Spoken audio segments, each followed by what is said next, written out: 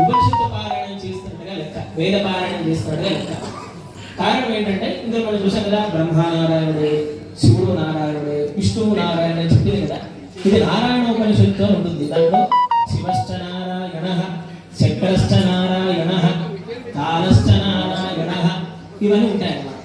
మనం వేదం చదువుకోవడానికి దానికి చాలా సాధనాలు అవసరం కాబట్టి, అలా కాకుండా దాని ఫలితం అందరూ కూడా అనుభవించేలాగా ఏం చేశాం, చక్కగా గాన రూపాలు మనకు అందించేశాం. కాబట్టి మనం ఇది గానం చేస్తున్నామంటే ఉపనిషత్తు పారాయణం చేస్తున్నట్టే లెక్క. అందరూ కూడా చక్కగా గట్టిగా చెప్పండి.